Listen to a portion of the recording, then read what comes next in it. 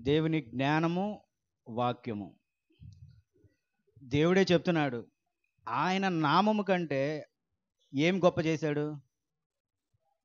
వాక్యాన్ని. ఆయన నామము కంటే ఏది గొప్ప చేశాడంట? వాక్యాన్ని గొప్ప చేశాడంట. మనం ఆలోచన చేయొచ్చు, నామము గొప్పది కదా, యెహోవా నామము, యెహోవా పేరే గొప్పది, అదే గొప్పది. కానీ వాక్యాన్ని గొప్ప చేస్తా అంటున్నాడు. ఏంటి తేడా? అందుకే అన్నాడు, చాలామంది ఆయన నామమును ఉచ్చరిస్తారు, ప్రభువా ప్రభువా, దేవా, యెహోవా, తండ్రి, యేసయ్య యేసయ్య అని ఉచ్చరిస్తారు. కానీ వాక్యం వారి జీవితంలో లేదు. అందుకే అంటున్నాడు, ప్రభువా ప్రభువా అని మీరు నన్ను పిలిస్తే నేను పలకను, నా వాక్యం చొప్పున మీరు బ్రతికితేనే నేను పలుకుతాను అంటున్నాడు. కాబట్టి నామము కంటే ఆయన ఏది గొప్ప చేశాడు? వాక్యము. నా నామము మీరు స్తోత్రం స్తోత్రం యేసయ్య యేసయ్య యేసయ్య అని ఇట్లాగా ఉచ్చరించుకుంటూ వెళ్ళిపోవటం వల్ల ఏమీ ఉపయోగం లేదు. గొప్పదే దేవుని నామం అంటే, యెహోవా దేవుని నామం గొప్పది, క్రీస్తు ప్రభు వారి నామం గొప్పది. కానీ వాటికంటే ఎక్కువ వాక్యమును గొప్ప చేశాడు. కాబట్టి వాక్యము మనం నేర్చుకోవాలి, వాక్యమునే తీసుకోవాలి. ఉదాహరణకి ఒక యజమానుడు ఉన్నాడు, ఒక పనివాడు ఉన్నాడు. యజమానిని నిరంతరం పొగుడుతున్నాడు. అర్థమైందా? యజమానిని నిరంతరం ఈ పనివాడు ఏం చేస్తున్నాడు? పొగుడుతున్నాడు. యజమానుడు చెప్పిన పని మటుకి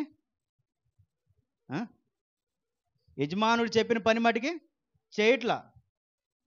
పొగుడుతున్నంతసేపు బాగానే ఉంది, చెప్పిన పని చేయనప్పుడు వాడు ఎట్లాగా మంచి పనివాడు అవుతాడు? మంచి దాసుడు ఎట్లా అవుతాడు? యజమానునికి ఇష్టం ఉంటుందా? పోనీ వీడు నిరంతరం భజన తప్ప నేను చెప్పిన మాట ఒక్కటే వినడు, పెద్ద భజనగాడు అనుకుంటాడు, వదిలిపెట్టేస్తాడు. ఇష్టం ఉండదు యజమానునికి. యజమానుడికి ఎప్పుడు ఇష్టం అవుతుంది? యజమానుడు చెప్పిన పని చేసినప్పుడు యజమానునికి ఇష్టం. అట్లాగే నిత్యము మనం దేవుని నామమును ఉచ్చరించడం వల్ల సరిపోదు. దేవుని నామమే కదా ఉచ్చరిస్తే సరిపోద్ది అనుకుంటాం. అందుకే మనకు స్వస్థత రాలేకపోతుంది. ఎందుకంటే మనం ప్రభువా ప్రభువా జ్వరం తగ్గించు, ప్రభువా ప్రభువా స్వస్థత చేయి, ప్రభువా ప్రభు ఇది చేయంటే రాదు. నీలో వాక్యాన్ని ఉంచుకొని, నీలో భయభక్తులు ఉంచుకొని, నీలో ప్రేమను ఉంచుకొని, వాక్యానుసారంగా జీవితాన్ని ఉంచుకొని నువ్వు అడిగినప్పుడు అప్పుడు నీవు అవన్నీ పొందగలుగుతావు. లేని నెల పొందలేవు. ఇప్పుడు అదే కావాలి.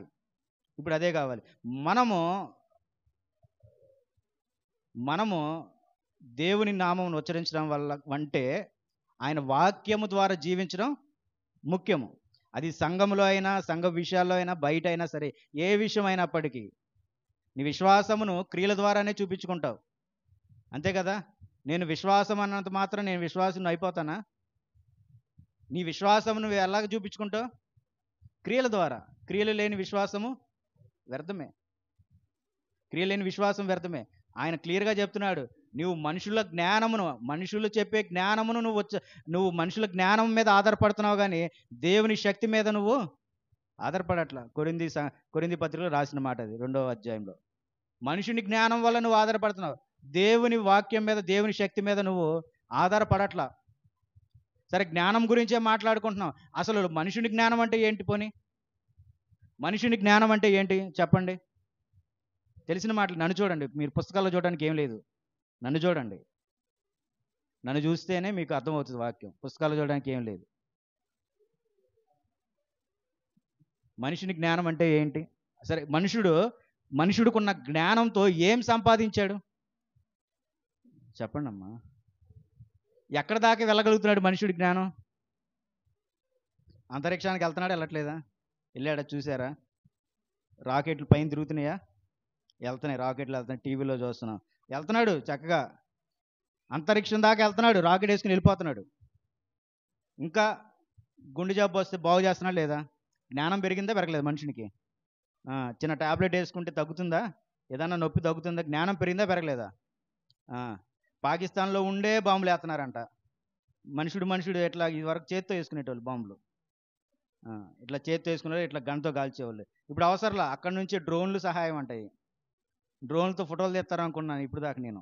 నాకు తెలియదు డ్రోన్లతో కూడా చంపేస్తారని. పైనుంచి డ్రోన్లు వేసుకొని వచ్చేసి అవి కనపడట్లేదు చీకట్లో వదిలేస్తున్నారు, బాంబులు వదిలేస్తున్నారు, మనుషుల మీద పడిపోతున్నాయి. అంటే ఎంత టెక్నాలజీ పెరిగిపోయింది, మనుషుని చంపడానికి కూడా ఈరోజు టెక్నాలజీ పెరిగిపోయింది. అంటే అంత టెక్నాలజీకి వెళ్ళిపోయాడు, అంత జ్ఞానం సంపాదించుకున్నాడు మనుషుడు. అయితే ఆ జ్ఞానం ఏమంటున్నాడు, 1 కొరింథీయులకు రాసిన పత్రికలో ఆ జ్ఞానాన్ని దేవుడు ఏమంటున్నాడు చూడండి. ఈ మనుషుడు సంపాదించుకున్న జ్ఞానమును దేవుడు ఏమంటున్నాడు చూడండి. 1 కొరింథీ 1:19 ఇందు విషయమై జ్ఞానుల జ్ఞానము చాలు. ఏమంటున్నాడు, జ్ఞానుల జ్ఞానము నాశనం చేతును. జ్ఞానుల జ్ఞానం నాశనమే, ఎందుకంటే అటు లోకానుసారంగా ఆలోచిస్తున్నటువంటి జ్ఞానము, లోకానికి అవసరమైనటువంటి జ్ఞానము, లోకంలో వాడు బ్రతకడానికి సానుకూలంగా పొందుకుంటున్నటువంటి జ్ఞానము. ఈ జ్ఞానం దేవుడు మనుషులందరికీ ఇచ్చేశాడు. వాడు ఆ జ్ఞానంతో ఎట్లా బాంబు తయారు చేయగలుగుతున్నాడు, అదే జ్ఞానం నీకు నాకు ఇచ్చాడు కూడా. మనం ఉపయోగించుకోవట్లా, ఆ తెలివి రావట్లే. మనం ఎక్కడెక్కడే వంటలు ఎలా చేయాలి, ఇంకోటి వైర్లు 2 ఎలా కలపాలి, ఇంకో ఏమన్నా చిన్న చిన్నవి వీటి వరకు మనం జ్ఞానం సంపాదించుకున్నాం. అంతటి జ్ఞానం అయితే మనం అవసరం లేదు కూడా, అంతటి జ్ఞానం అవసరం లేదు. ఇప్పుడు ఇటువంటి జ్ఞానం మనుషుడు ఇక్కడ చేస్తున్నటువంటి జ్ఞానం ఏమవుతుంది, నాశనమేనంట, నాశనమే. కాబట్టి ఆయన ఇస్తున్నటువంటి జ్ఞానము దేవుని వాక్యము, ఇది మనుషునికి కావాలి. అడగాలి దేవుని, మీరు దేవా నాకు జ్ఞానం కావాలి అని అడగండి ముందు. నాకు జ్ఞానం లేదు, నాకు జ్ఞానం కావాలి. నువ్వేమనుకుంటావు, జ్ఞానం అంటే ఈ లోకంలో బ్రతకడానికి అనుకుంటావు, తెలివి కావాలి నాకు అనుకుంటావు, బ్రతకడానికి మంచి విద్య కావాలనుకుంటావు. కానీ ఈ జ్ఞానము వాక్యానుసారమైనటువంటి జ్ఞానము. నీవు లోకంలో జ్ఞానం సంపాదించుకోవటం వల్ల నువ్వు అంతరిక్షానికి వెళ్ళగలుగుతున్నావు, కానీ దేవుని రాజ్యమును అంతకంటే పైకి వెళ్ళాలంటే ఏం జ్ఞానం కావాలి, దేవుని జ్ఞానం కావాలి, దేవుని జ్ఞానం కావాలి. ఇక్కడ నువ్వు నీ గుండెని బాగు చేస్తున్నాడు, మంచిదే, కానీ అది ఆగిపోయిన తర్వాత ఆయన ఏమైనా చేయగలుగుతున్నాడా? మరణించిన తర్వాత ఆయన ఆ జ్ఞానం ఏమైనా ఉపయోగపడుతుందా? లేదు. మరణించిన వాడు తిరిగి లేపబడ్డాడు ఈరోజు ఎక్కడైనా? లేదు. మరణించిన వాడు తిరిగి లేపబడి దేవుని రాజ్యమును స్వతంత్రించుకునే జ్ఞానం ఏంటి? మరలా వాక్యమే. ఈ జ్ఞానం సంపాదించుకోవాలి, ఇటువంటి జ్ఞానం మనుషునికి కావాలి. ఇంకా ఇలాగ చూసినా సరే వాక్యానుసారమైనటువంటి జ్ఞానము నిన్ను దేవుని యొద్దకు చేరుస్తుంది. లోకానుసారమైనటువంటి జ్ఞానం కాదు.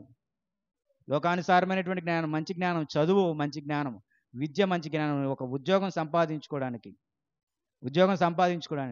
అదే దేవుని జ్ఞానము నీ జీవితాన్ని సరిచేసుకోవడానికి, దేవుని మార్గంలో ఉండటానికి, దేవుని రాజ్యమును నువ్వు చేసుకోవడానికి. వాళ్ళు నాశనం అవుతారు కూడా అని చెప్తున్నాడు అదే మాటలో, అదే అధ్యాయము 1 కొరింథీ 29 చూడండి. 1 కొరింథీ 29 ఏ శరీరయు దేవుని ఎదుట అతిశయింపకుండునట్లు జ్ఞానులను సిగ్గుపరచుటకు లోకములో నుండి వెర్రివారిని ఏర్పరచుకున్నాడు. జ్ఞానులు ఉన్నారు, శాస్త్రులు, పరిసయ్యులు, వీళ్ళంతా జ్ఞానులు. మేము మంచి పరిపాలన చేయగలుగుతాం అంటారు, మేము జ్ఞానంలో ఈ రాజ్యాన్ని పాలించగలుగుతాం అంటారు, మేము జ్ఞానులు అని వాళ్ళు చెప్పుకుంటున్నారు. వాళ్ళని సిగ్గుపరచడానికి ఒక వెర్రివారిని ఏర్పరచుకొని వారు వాక్యానుసారంగా బ్రతుకుతున్నటువంటి జ్ఞానముతో ఈ జ్ఞానులైనటువంటి వారిని, పిలువబడుతున్నటువంటి వారిని వెర్రివారిని చేస్తున్నారు. ఇంకా చెప్పాలి అంటే ఈ వెర్రివాడికి దేవుడు వాక్యాన్ని బోధించి, వాక్యాన్ని ఇచ్చి, ఈ వాక్యము ఆ వెర్రివాడు సంపాదించుకొని పరలోక సంబంధమైనటువంటి జ్ఞానమును సంపాదించుకోవడం వల్ల ఈ వెర్రివాడు ఆ రాజ్యమును గూర్చిన జ్ఞానం సంపాదించుకొని ఆయనని మహింపరుచుకుంటూ జ్ఞానవంతుడు అవుతున్నాడు. ఈడు తనని ఆలోచన చేసుకుంటూ, లోకానుసారమైనటువంటి జ్ఞానమును ఆలోచన చేసుకుంటూ నాశనం అవడానికి సిద్ధమవుతున్నాడు.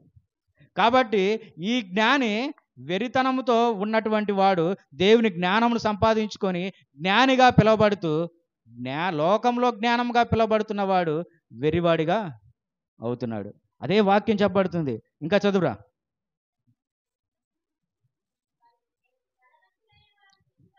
అదే మాట చదువుదాం మరలా. జ్ఞానులను సిగ్గుపరచుటకు లోకం నుండి వెర్రివారిని దేవుడు ఏర్పరచుకొని ఉన్నాడు. నేను జ్ఞానిని. కాబట్టి వాళ్ళు జ్ఞానంతో ధనవంతులు అవుతున్నారు, పెద్ద పెద్ద వ్యాపారాలు చేసుకుంటున్నారు, పెద్ద పెద్ద వ్యాపారాలు సంపాదించుకొని స్థిరపరచబడుతున్నారు. మంచిదే, అది వాళ్ళు ఈ లోకంలో సంపాదించుకుని ఈ లోకంలో బ్రతకడానికి. దేవుని జ్ఞానం లేకపోతే వ్యర్థము, వ్యర్థులుగా ఉండిపోతారు. దేవుని జ్ఞానం లేకపోతే ఏమవుతారు? వ్యర్థులుగానే ఉండిపోతారు. కాబట్టి ఆలోచన చేద్దాం. ఈ జ్ఞానము మనకెంతో ముఖ్యము. కొలసీలకు రాసిన పత్రిక 4వ అధ్యాయము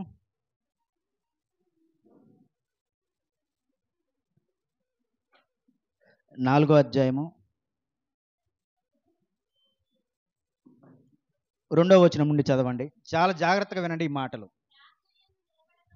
చాలా జాగ్రత్తగా వినండి ఈ మాటలు. ప్రార్థన యందు నిలకడగా ఉండి కృతజ్ఞత గలవారే దాని యందు మెలకువగా ఉండుడి. మరియు నేను బంధకములలో ఉంచబడుటకు కారణమైన క్రీస్తు మర్మమును గూర్చి నేను బోధింపవలసిన విధము గాని ఆ మర్మమును వెల్లడిపరచునట్లు వాక్యము చెప్పుటకు అనుకూలమైన సమయము దేవుడు దయచేయవలనని. ఓకే, మా కొరకు ప్రార్థించుడి. క్రీస్తు ప్రభువారు మరణించిన తర్వాత ఇప్పుడు 21వ శతాబ్దం. ఆ మొదటి శతాబ్దం నుండి, క్రీస్తు ప్రభువారు చనిపోయిన శతాబ్దం నుండి సువార్త ప్రకటింపబడటానికి ఎన్నో అడ్డంకులు వస్తున్నాయి. ఎంతోమంది వారిని హింసిస్తూనే ఉంటున్నారు. అందుకే పౌలు ప్రార్థన కోరుతున్నాడు. మేము సువార్త చెప్పవలసిన బాధ్యత మా మీద ఉంది. కాబట్టి ఆ సువార్తకు మేము వెళ్తున్నాం కదా, మా కొరకు మీరు ప్రార్థన చేయుడి. ఎవరు చేయాలి ఈ ప్రార్థన?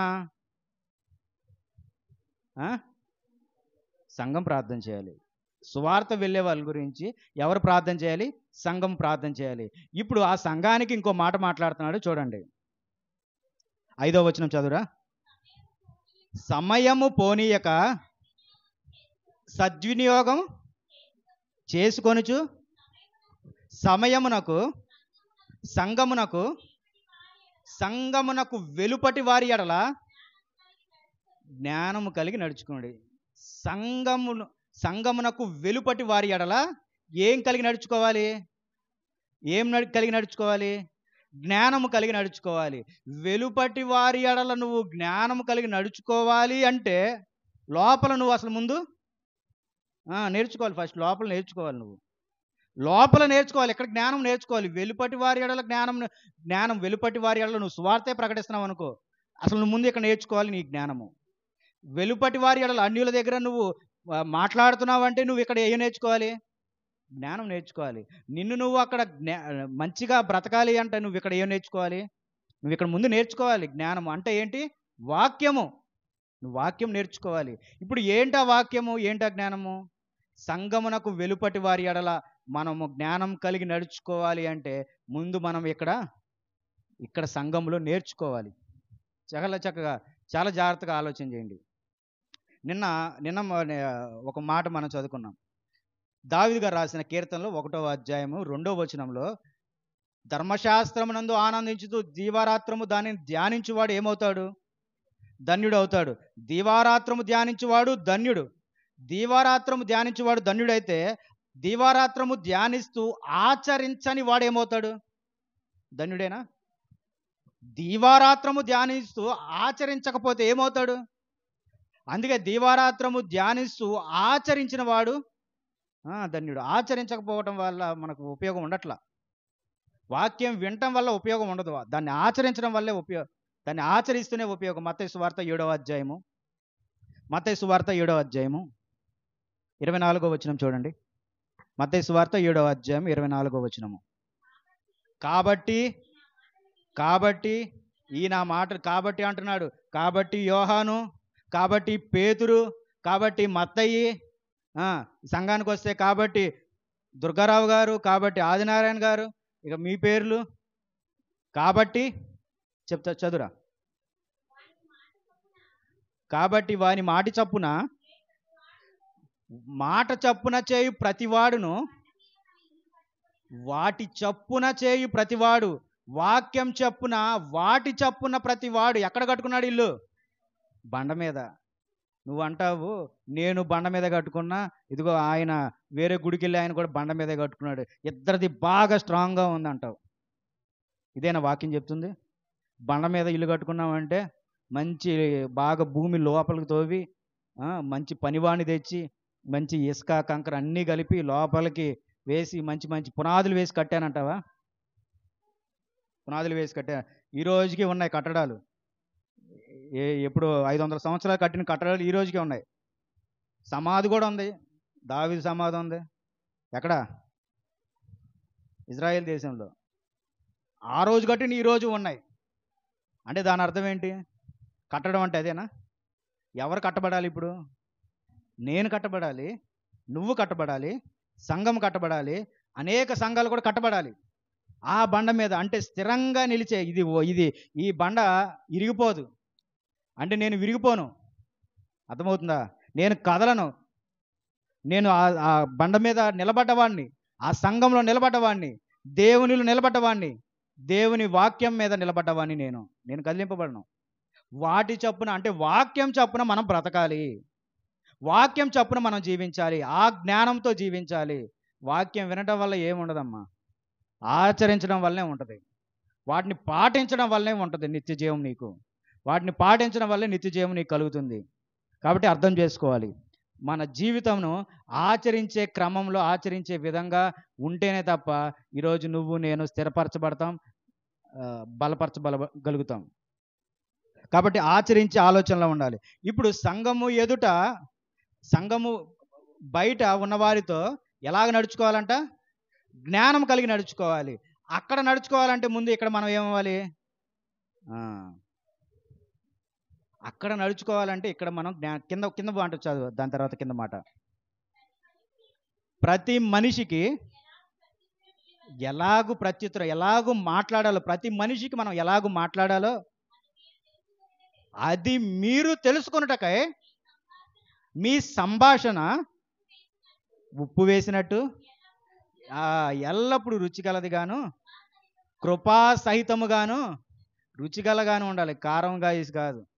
కారం అంటే ఏంటి? కోపంతో ద్వేషంతో కాదు. ఎల్లప్పుడూ ఎలాగ ఉండాలి? రుచిగలగానే ఉండాలి. ఎల్లప్పుడూ రుచిగలగానే ఉండాలి. ఎల్లప్పుడూ మంచిగానే మాట్లాడాలి. ఎల్లప్పుడూ తగ్గింపుతోనే మాట్లాడాలి. ఎల్లప్పుడూ రుచిగల అంటే సమాధానం ఎలాగ ఉండాలి? వారి మధ్య గొడవ రకంగా కాదు. రుచి అంటే అర్థము ఇద్దరికి ఇష్టంగా మాట్లాడుకునే ప్రత్యుత్తరాలు, ఇద్దరు మాట్లాడుకునే సమాధానంతో జ్ఞానంతో చేసుకునే ఆలోచనలు. కాబట్టి ఇద్దరు మంచిగా ఉండటం వల్ల దాన్ని రుచిగల మాటలుగా దేవుడు వర్ణించాడు. ఇద్దరు ఇప్పుడు కోపంతో ద్వేషంతో మాట్లాడుకున్నారు, దాన్ని చెప్తున్నాడు దేవుడు. కాబట్టి బయట వారి ఎడల ఏమి కలిగి ఉండమంటున్నాడు? జ్ఞానం కలిగి ఉండమంటున్నాడు. బయట వారి ఎడల జ్ఞానం కలిగి ఉండమంటున్నాడు. ఇప్పుడు బయట వారు అనేక మంది ఇప్పుడు మనలను, సంఘాలను లేదా క్రైస్తవ్యాన్ని వ్యతిరేకిస్తున్నటువంటి వారు ఉన్నారు. ఇప్పుడు వారితో వాళ్ళు గట్టిగా అరిశారు కదా అని చెప్పి నువ్వు కూడా గట్టిగా అరుస్తావా? జ్ఞానం కలిగి ఉండు. వారి ఎదుట జ్ఞానం కలిగి ఉండు. నెమ్మదిగా నీ పనికి నువ్వు వచ్చేసి. ఎందుకంటే నువ్వు ఈ లోకంలో నీకు చేయవలసినటువంటి బాధ్యత చాలా ఉంది. కాబట్టి ఇద్దరు ముగ్గురు నిన్ను తిట్టారు కదా అని చెప్పి నేను దేవుని నామమును కాపాడాలి, నా భక్తిని నిరూపించుకోవాలని చెప్పి వాళ్ళ మీద విరవీగుతావు. నువ్వు మాటల యుద్ధం చేస్తావా? మాటల యుద్ధం చేస్తావా? అవసరం లేదు, అవసరంలా. నువ్వు అక్కడి నుంచి సమాధానంతో వెనకొచ్చేసేయి. వాళ్ళు వెరితనం అని ఆల్రెడీ చెప్తున్నాడు. వాళ్ళకి తెలిసేటటువంటి కాలం వచ్చినప్పుడు వాళ్ళు తెలుసుకోగలుగుతారు. తెలిసే కాలం వచ్చినప్పుడు వారు తెలుసుకోగలుగుతారు. మనము కూడా ఒక్కోసారి దేవుణ్ణి వ్యతిరేకించినటువంటి వాళ్ళమే. ఈరోజు చక్కగా మందిరాలకు వచ్చి దేవుణ్ణి ఆరాధిస్తున్నాం. అనేక మంది దైవజనులు ముందుగా దేవుణ్ణి వ్యతిరేకించినటువంటి వాళ్ళే ఈరోజు సంఘాల్లో గొప్ప గొప్ప వాక్యాలు చెప్తున్నారు. పౌలు గారు చెప్తున్నాడు గొప్ప వాక్యము. దానియేలు ప్రార్థన చేయొద్దు అంటే తలుపులేసుకొని ప్రార్థన చేశాడు. రాజాజ్ఞను వెంటనే ధిక్కరించలా, తలుపులేసుకొని మౌనంగా ప్రార్థన చేశాడు. కాబట్టి ఈ స్థితిలో, ఆచరించే స్థితిలో మనం ఉండాలి. కాబట్టి ఎవరో వెలుపటి వారు దూషించినప్పటికీ నువ్వు ఎలా ఉండాలి? మౌనంగా వెనక్కి వచ్చేయాలి.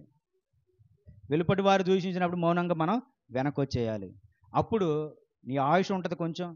నీకున్న భక్తిని ఇంకొక చోట చూపించగలుగుతావు, ఇంకొక చోట చూపించగలుగుతావు, ఇంకొక చోట నీ స్వార్థ ప్రకటింపగలుగుతావు, ఇంకొక వ్యక్తిని రక్షించగలుగుతావు. నువ్వు వాడితో వాగ్వాదం పెట్టుకోవడం వల్ల నీకో తలకాయ నొప్పి, నువ్వు అక్కడే చితికిపోతావు. కాబట్టి సమాధానం మనిషికి కావాలి. సంఘం లోపల, సంఘం వెలుపల. నువ్వు వెలుపల సమాధానం ఉండాలంటే ముందు ఎక్కడ ఉండాలి సమాధానం? నీకు సంఘంలో సమాధానం. ఇక్కడ నేర్చుకొని నువ్వు బయటికి వెళ్ళాలి, ఇక్కడ మాట్లాడుకొని ఇక్కడ నేర్చుకొని నువ్వు బయటికి వెళ్ళాలి అంటున్నాడు. వెలుపటి వారి ఎడల నువ్వు ఏం నేర్చుకోవాలి? జ్ఞానం నేర్చుకోవాలి. మనం నేర్చుకున్నప్పుడు బయట వెలుపటి వారి ఎడల ఏం నేర్చుకుంటాం? సమాజానికి క్రైస్తవుడు ఏం నేర్పిస్తాడు? సమాజంలో క్రైస్తవునిగా నువ్వేంటి నేర్చుకుంటున్నావు? ఏం తెలియపరుస్తావు? అర్థమవుతుందా? ఏం తెలియపరుస్తావు? నువ్వేం నేర్చుకున్నావు? ఏం తెలియపరుస్తావు? క్షమించే గుణం ఉండాలి, సమాధానం ఉండాలి. ఇప్పుడు ఈ వెలుపటి వారి ఎడల జ్ఞానంగా నడుచుకోవడానికి అసలు జ్ఞానం అంటే ఏంటో మరొకసారి మనం చదువుకుందాం. అది ఏంటంటే యాకోబు రాసిన పత్రిక 3వ అధ్యాయం చూడండి. యాకోబు రాసిన పత్రిక 3వ అధ్యాయం 17వ వచనం. అయితే ఇటు చూడండి, నన్ను చూడండి, వాక్యం వినపడుతుంది. ఇప్పుడు నన్ను చూడండి. అయితే పైనుండి వచ్చు జ్ఞానము మొట్టమొదట ఏంటిదంట? పవిత్రమైనది. పైనుండి వచ్చి, ఎక్కడి నుండి? నీ బుర్రలో నుండి వచ్చింది కాదు, నీ పక్కనోడు చెప్పింది కాదు, లేదా నీ స్కూల్కి వెళ్ళినప్పుడు నీ పంతులు చెప్పింది కాదు, నీ భార్య చెప్పింది కాదు, నీ భర్త చెప్పింది కాదు. పైనుండి వచ్చు జ్ఞానము మొట్టమొదట ఏంటిదంట? పవిత్రమైనది. ఇప్పుడు నువ్వు జ్ఞానంగా ఉండాలంటే నువ్వు ఎలాగ ఉండాలి? పవిత్రంగా ఉండాలి. నీ దేహాన్ని పవిత్రంగా ఉంచుకో, పాడు చేసుకోబాకు. నీ దేహాన్ని పాడు చేసుకోబాకు, దాన్ని పవిత్రంగానే ఉంచుకో. అది జ్ఞానం. మొట్టమొదటి జ్ఞానమే పవిత్రం. నువ్వు పవిత్రంగా ఉండటమే ఏంటిది? మొట్టమొదటి దేవుని వాక్యానుసారమైనటువంటి జ్ఞానము. నీవు పవిత్రంగా ఉండటం. పవిత్రం అంటే మీకు చాలా వరకు తెలుసు. మనం నేర్చుకున్నటువంటి విషయాలే.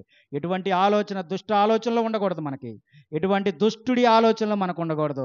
మనల్ని మనం పవిత్రులుగా చేసుకోవాలి. ఇదే మొట్టమొదటి పైనుండి వచ్చి జ్ఞానం. తర్వాత చదువురా. తర్వాతది ఏంటిది? సమాధానకరమైనది. సమాధానంగా ఉండాలి. ఇదిగో మన బంధువులు, రక్త సంబంధికులు, సంఘములతో కాదు, వెలుపటి వారి ఎడల కూడా, సంఘమునకు వెలుపటి వారి ఎడల కూడా సమాధానంతో ఉండాలి. ఇదన్నీ క్రీస్తు ప్రభు వారి యొక్క లక్షణాలండి. క్రీస్తు ప్రభు వారి యొక్క లక్షణాలు ఇవి. ఆయనలాగా బ్రతకడం మనం నేర్చుకోవాలి, జీవించాలి. కోపాలు ఉంటాయి కానీ మనం వాటిని ముగించుకోవాలి. దేవుని వాక్యాన్నే మనం గెలిపించాలి. దేవుని వాక్యంని, దేవుని మాటనే మనం గెలిపించాలి. దేవుడు చెప్తున్నటువంటి వాక్యాన్ని గెలిపించడమే క్రైస్తవుడికి ఉన్నటువంటి మొట్టమొదటి లక్ష్యం. అది నీకు ఇచ్చినటువంటి లక్ష్యం.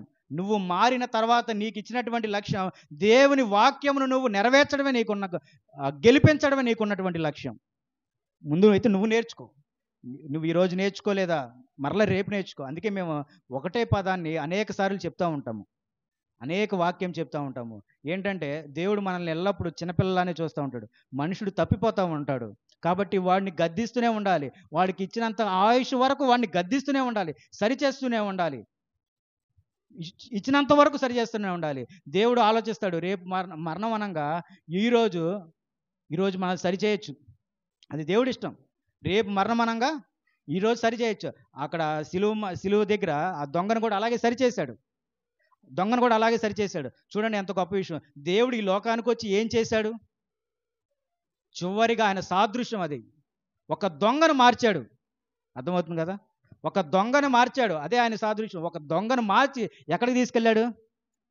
దేవుని రాజ్యమునకు తీసుకెళ్ళాడు. ప్రతి పాపిని, దొంగగా ఉన్నటువంటి వాడిని, నరహత్య చేస్తున్నటువంటి వాడిని, వ్యభిచరిస్తున్నటువంటి వాడిని, విగ్రహారాధన చేస్తున్నటువంటి వాడిని, ఇంకా అనేక దుష్కార్యములను చేస్తున్నటువంటి వాడిని మార్చటమే క్రీస్తు ప్రభు వారు చేసినటువంటి పని. మార్చి చూపించాడు.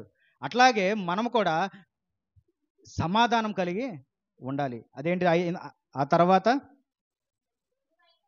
కాదు, దాన్ని మళ్ళీ చదువు. దానికంటే ముందు పవిత్రమైన తర్వాత నుంచి చదువు. సమాధానకరమైనది, మృదువైనది, సులభముగా లోబడినది, కనికరముతోను. చూడాలి, మంచి కనికరముతో మంచి ఫలములతో నిండుకొనినది. దేవుని జ్ఞానము మృదువైనది, మృదువైనది. అందుకే అంటున్నాడు సామెతల్లో, నా కుమారుడా నా ఉపదేశమును ఆలకించుము, జ్ఞానము కలిగి ఉండు. జ్ఞానం ఎప్పుడు మొదలవుతుంది? జ్ఞానం ఎప్పుడు మొదలవుతుంది? సామెతలు 9వ అధ్యాయం 10వ వచనం చెప్పగలరా? వాక్యం చదివేలోపు ఎవరైనా చెప్పగలరా? జ్ఞానం ఎప్పుడు మొదలవుతుందో? యెహోవా యందు భయభక్తులు కలిగి ఉండటమే జ్ఞానమునకు మూలము. ఈ జ్ఞానము ఎక్కడ పెట్టాడు? ఆయన యందు భయభక్తులు కలిగిన దగ్గర పెట్టాడు. ఆయన యందు భయం కలిగి ఉంటే నువ్వు జ్ఞానం సంపాదించుకుంటావు. ఇప్పుడు నీ భయమును ఎలా నిరూపించుకుంటావు? అయ్యా నేను పాపం చేయట్లేదు. ఎందుకు?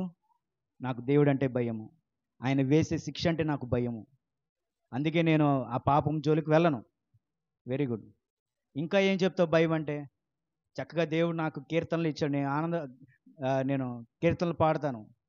దేవుడు నాకు ఇచ్చినటువంటి గొంతును ఆయన కోసం ఉపయోగించకపోతే దేవుడు నా వంక చూడడేమో నా భయము, దేవుని దృష్టి నా మీద ఉండదేమో అని నా భయము. కాబట్టి నేను నా గొంతుతో దేవుని గణపరుస్తాను.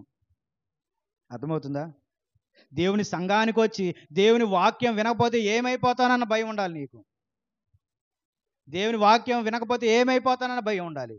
సమయానికి వెళ్ళకపోతే ఏమైపోతానని భయం ఉండాలి. అందుకే చక్కగా సమయం గురించి చాలా చోట్ల రాయబడినటువంటి మాట. సమయం అంటే ఏంటి? దేవుడు మనకి ఇస్తున్నటువంటి సమయము. ఆ సమయాన్ని మనం చక్కగా ఆచరించాలి, సమయాన్ని పాటించుకోవాలి, సమన్వయంగా ఉండాలి, జీవించాలి మనం. కాబట్టి ఆయన యందు భయభక్తులు కలిగి ఉండటమే ఏంటి? జ్ఞానము. జ్ఞానమునకు మూలము. భయభక్తులు కలిగి ఉండండి, మీకు జ్ఞానం సంపాదించుకోండి. ఇప్పుడు మరలా దానికి వచ్చేసి మృదువైనది అంట. మొట్టమొదటిగా పైనుంచి వచ్చినటువంటి జ్ఞానము పవిత్రమైనది, సమాధానకరమైనది, మృదువైనది, సులభముగా లోబడినది.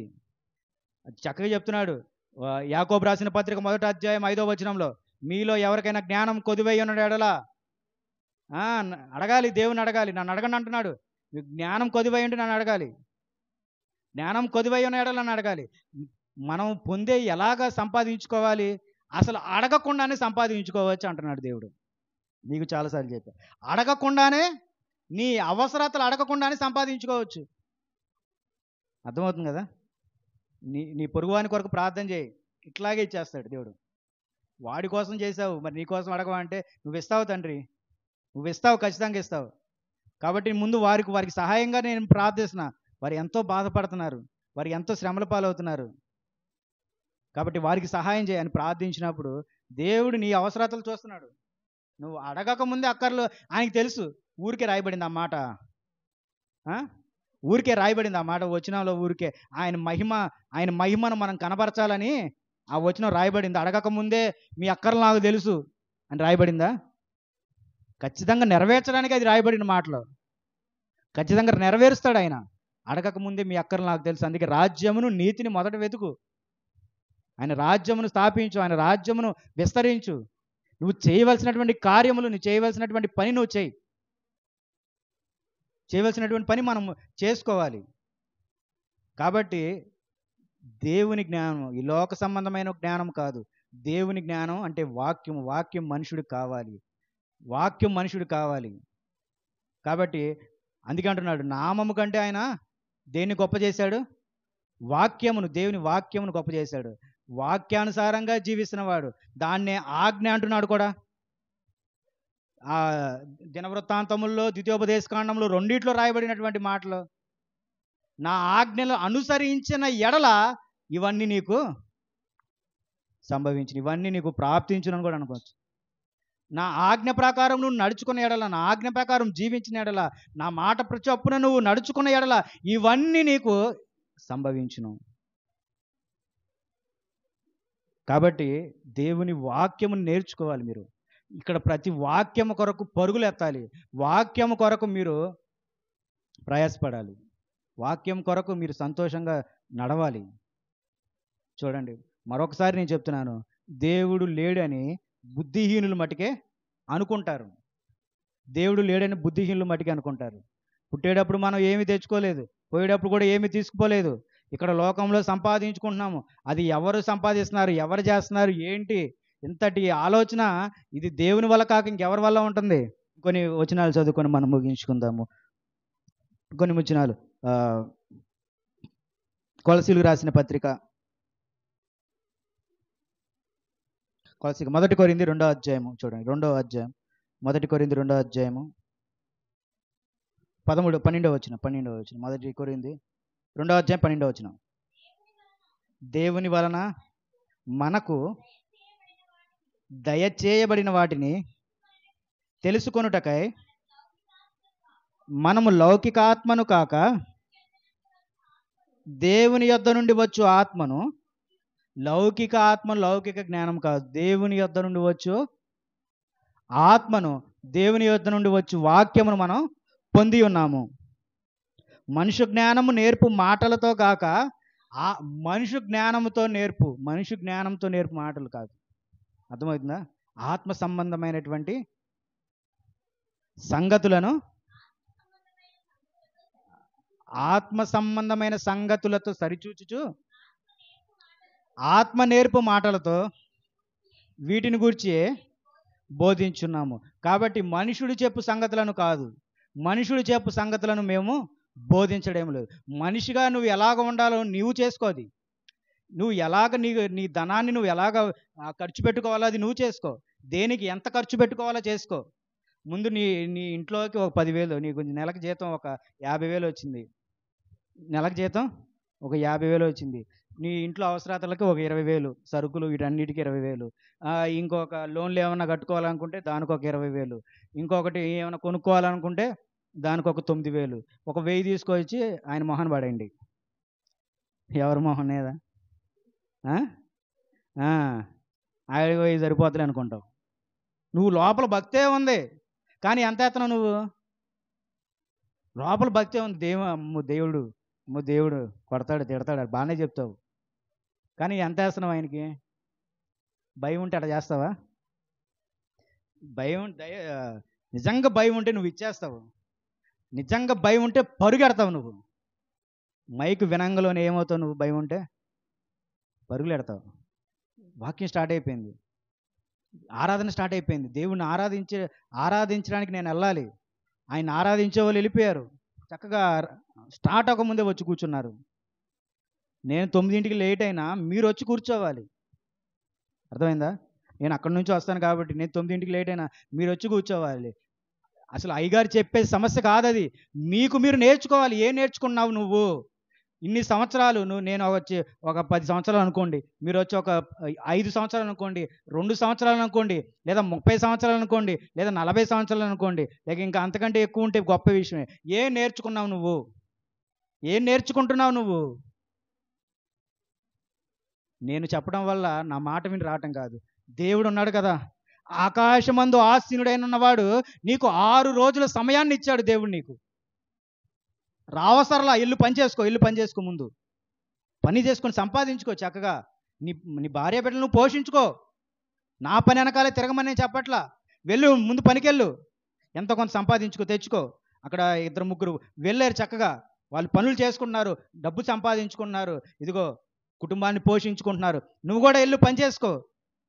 ఇవాళ వెళ్ళావు, రేపు కూడా వెళ్ళు, 6 రోజులు వెళ్ళు. నేను కాదన్నా.